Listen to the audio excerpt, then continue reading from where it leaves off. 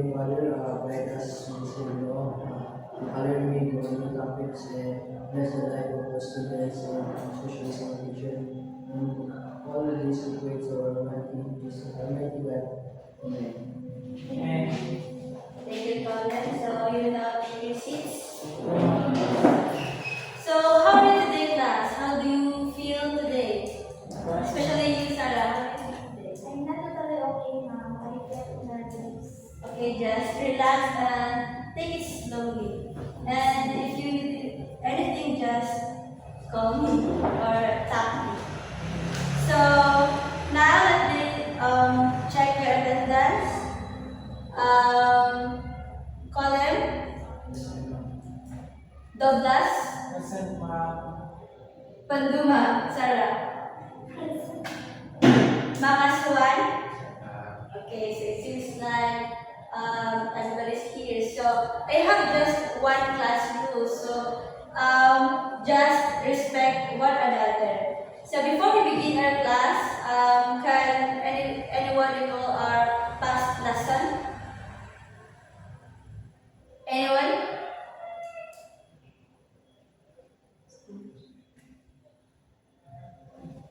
Yes, Namas. It's about cube roots, ma'am. It's like 3 times 3 times 3 is equal to 27. Okay, very good. So, nasagot bigyan sa lesson sa una. And then now, our topic for today is the volume of square and rectangular pyramids and cylinders. So today you'll learn about volume square, like I said earlier, volume square pyramids and rectangular pyramids and cylinder. So at the end of the 20 minute lesson, the learner, including students with special needs, will be able to identify the parts or formula used to find the volume of square and rectangular pyramids and cylinders through illustrations in example. Second, appreciate the importance of finding the volume of these solids in real-life situations, such as containers, buildings, and other 3D objects. And the last one, solve problems involving the volume of square and rectangular pyramids and cylinders using appropriate formulas and unit of measure. So now let's have an activity. So I will show 3 pictures and you identify whether it is a rectangular pyramid, a box, or a can. So who can identify this image? Yes, Colin? E-box, ma'am. So what is the shape of box? E-cube. Cube or square. And then this. Yes, Douglas? Kind, ma'am. Can. Very good. So what is the shape of can? Cylinder. Very good. And last one. Yes, Makas? It's a pyramid, ma'am. Pyramid or triangle or rectangular pyramid. So now let's define the following terms. So volume. So it is the amount of space occupied by any tree figure. So it considers the number of unit cubes it takes to fill a solid figure. So for example, the square pyramid. So after you measure ang iyang base, which is the bottom of the square pyramid, this side, and the side of the pyramid, this and the height. So the formula of this shape is volume V is equal to 1/3 times base times height. So for example, or 1/3 times side squared times height.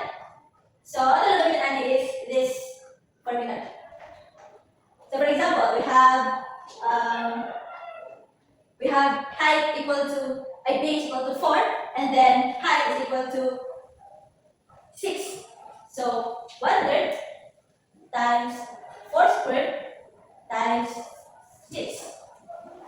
So copy 1/3. So what is 4 squared? 16. Very good. And times 6.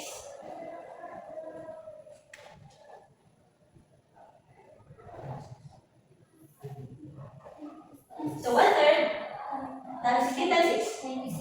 96. So for us to be easy to multiply 1/3 to 96, ano na siya i-divide into 3. So 96 divided by 3 is equal to 32. Yes. Very good. So ang ating volume sa atong pyramid is equal to 32. Okay, nakuha na? Okay. So next, rectangular prism. So prism has two congruent parallel bases and some number of sides. Right? Rectangular prism is a one common example of prism. So muna siya, ang rectangular ay parallel bases niya, so same na sila of measurement. And then iyang width, iyang distance sa front and then sa back. So iyang formula ani is 1/3 times length times width times height. So same na yan sa ganina, ato lang po ang measurement sa iyang length sa width and sa height, and then pag makuha na nila siya, hindi na siya i-divide into 3.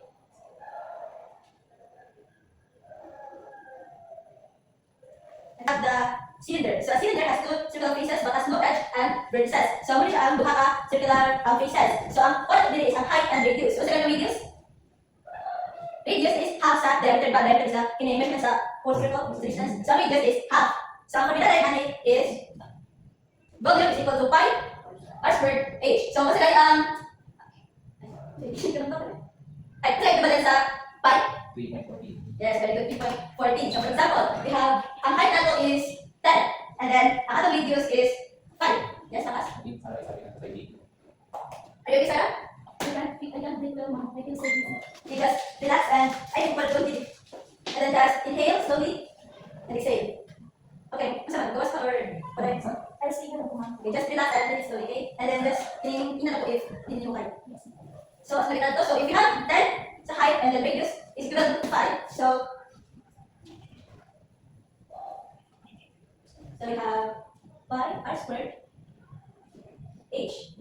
So ang pi is masakit siyang equivalent niya? 3.14. 3.14. And then ang r is 5. So we have 5 squared times height is 10. So what is 5 squared? 25. Very good. And then 10. So what is 5 multiplied by 10? 250. Very good. So 250 multiplied by 3.14 is equals to 7,000. 78,500. Okay, so Sarah, okay? Kaya ba? Yes, ma'am. Relax and yung isip problem.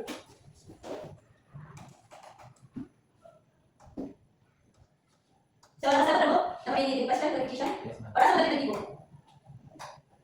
Douglas, nakait mo ka na? Okay. So, ang height is 10 and then radius is 5. So, nasa gani ang equivalence of 5? Yes, 3.14. Very good. And pila ka itong height ang radius? 5. And height is 10. So, what is 5 squared? 25. 10. And what is 25 multiplied by 10? 250. So, copy 3.14 and then 250. So, 3.14 times 250 is equal to 785. Very good. So, that's it. So, that is the volume of our cylinder. And then, so that's it. So we have three shapes: the rectangular, square, and cylinder. So asa mo nag-iwag ato? Para mo ini question or clarification sa itong formula?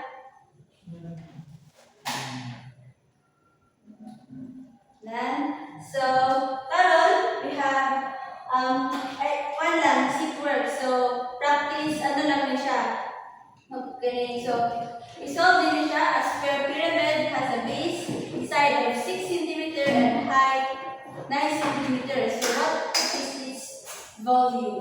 So here we have the running class is katong formula sa square.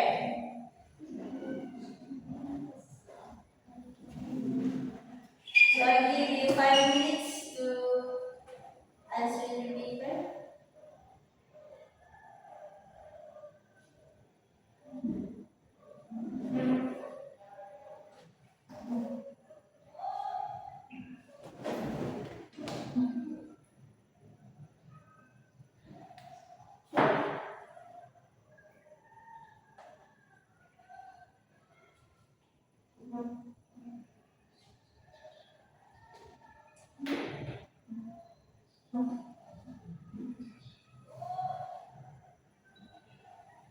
So Sarah, okay na ka? Hindi ka kayo maano? Yes, ma'am. Okay, just relax and ayaw i-force yourself in hindi ka.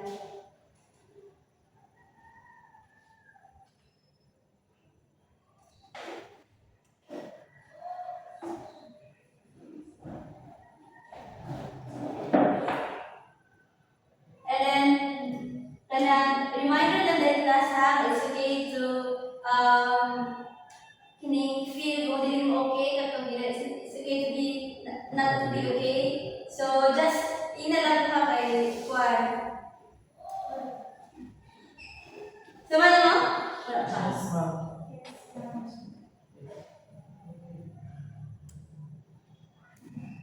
Ano, ma'am?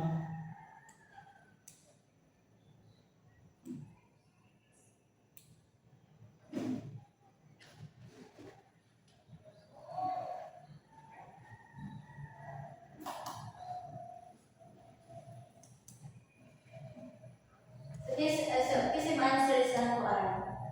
Ito, problem.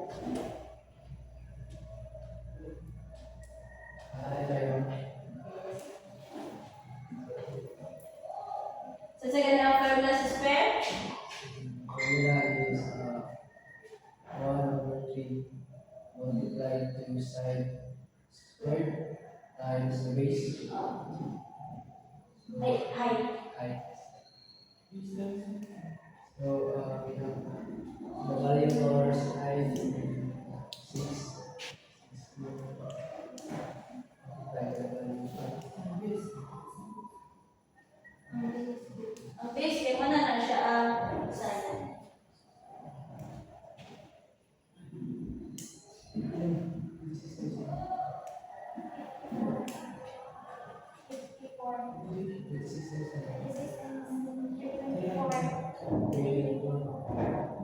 This is 24.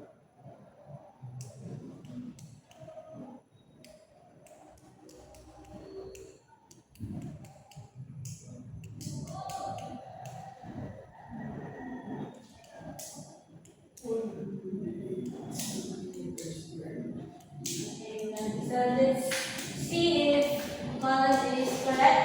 So ang formula sa square is ito. 1/3 times base or the side squared times height. So ang atong base is 6. So 6 squared and then our atong height is 9. So 9 squared is 36 and 36 multiplied by 9 is equal to 324. And then times 1/3 or divided by 3 is equal to 108 centimeter cube. Let's see it. Okay, very good.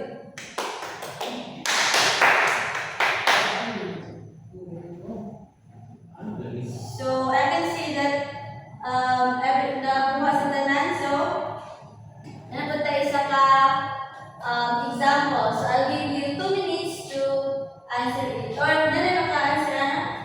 Try lang.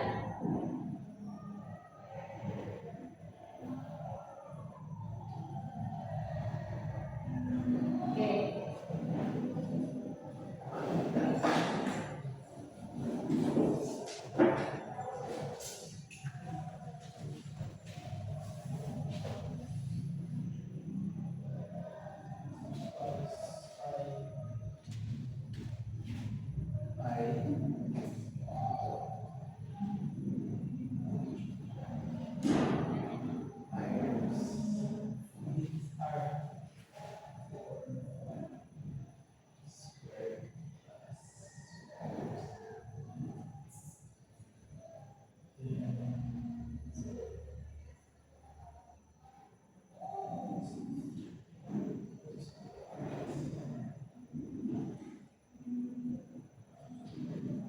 Okay,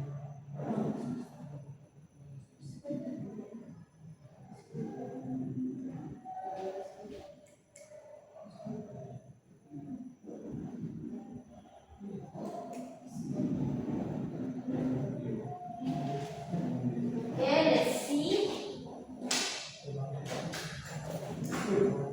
So, ang formula sa, kasagan ng formula sa ano, sa cylinder, so pi times r squared times height. So, pi is equal to 314 times 4 squared. So, what is 4 squared? 16. And multiplied by 10, so 160. And multiplied by 314, so it is 502.4 centimeter cube. So, very good, Bakas.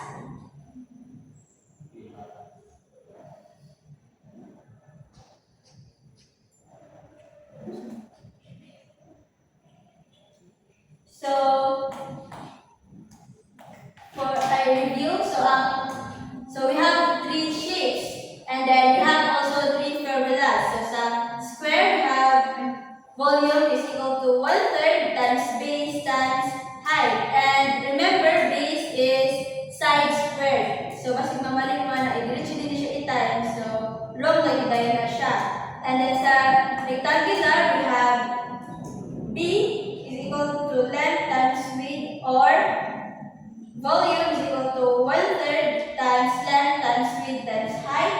And then for cylinder, we have volume is equal to pi radius squared times height.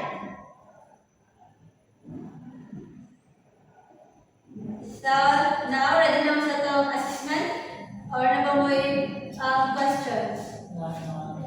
Pwede na ma'am.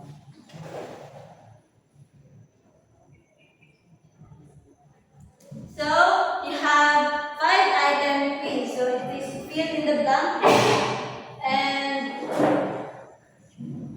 ano,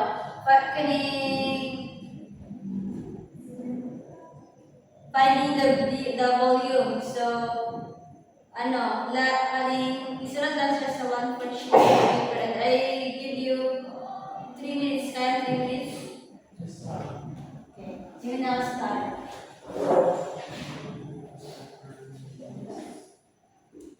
Okay, Sarah, let's take it step by step. I'll handle the numbers to write the formula.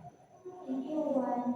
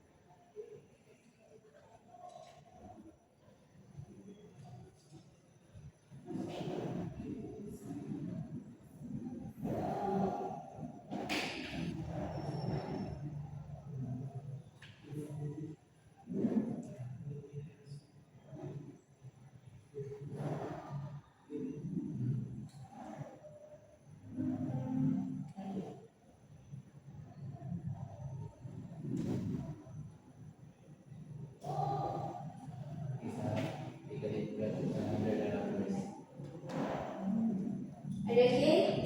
Okay, can you sit properly? And then put your hands inside. And then just inhale slowly. And stay here.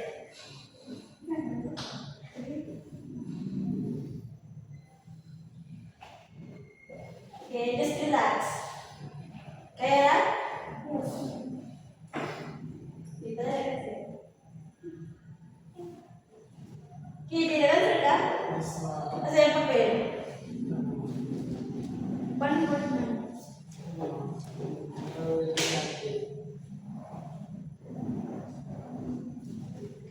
Are you done? Yes, ma'am. Okay, so Kidi, can you read the question number 1 and then what is your answer? Stand up. Exchange paper.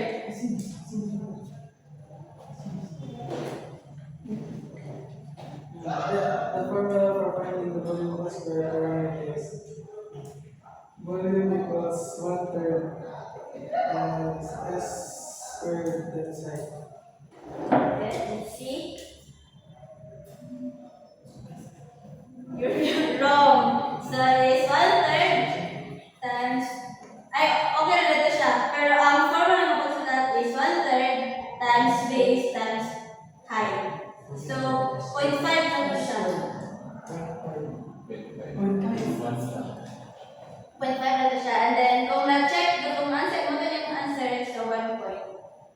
And then, number 2. So, answer number 2.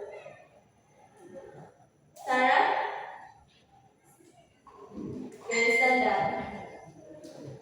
The formula for finding the volume of a rectangular pyramid is volume is equal to 1/3 times length times width times height. Okay, let's see. Very good. So base is equal to length times width, or ang proper is volume equal to 1/3 times length times width times height. So 1 point na siya.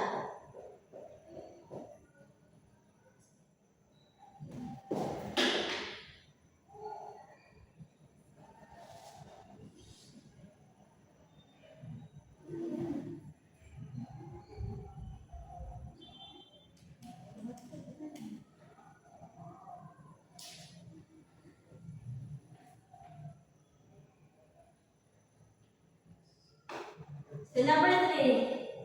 Well, answer number 3. Okay, Makas, stand up. The formula for finding the volume of a cylinder is the pi. V is equal to pi times radius squared times height. Okay, let's see if you're correct.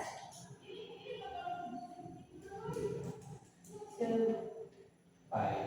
by r squared times height. Okay, very good. Correct. And number 4. So if a square pyramid has a base side of 6 centimeters and height of 9 centimeters, its volume is, pila yung answer? 1/8 centimeter cube, ma'am. Okay, let's see. So 1/3. Okay, very good. 108 centimeter cube. And for number 5, find the volume of a rectangular pyramid with length 8 centimeter, width 5 centimeter, and height 12 centimeters. So, kisa mag-solve sa board for number 5. Si Kid na po, di ba pa siya nag-solve sa board?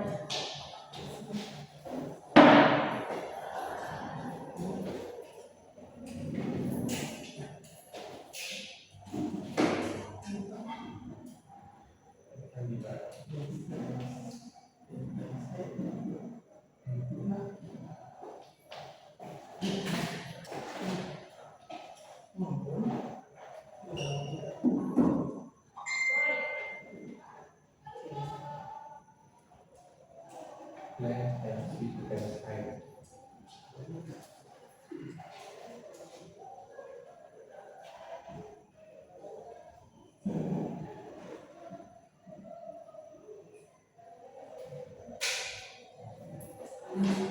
Point.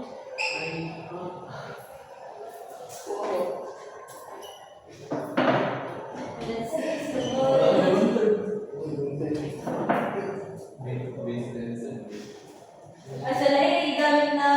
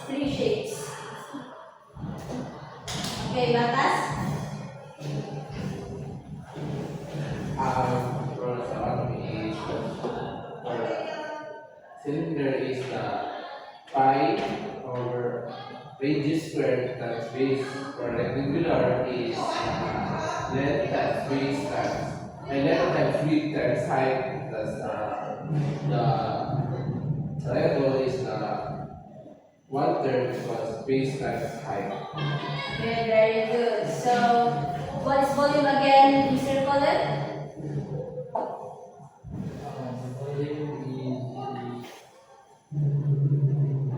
Volume is the measurement of the space of a certain shape like pyramid, rectangular pyramid, square pyramid. Very good. And simple word is the amount of space occupied by any 3D figure.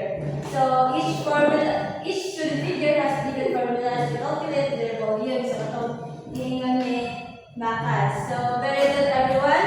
So class, remember that learning isn't just about numbers. It's about understanding ourselves and others. So we should always be kind, patient, and supportive because everyone learns differently.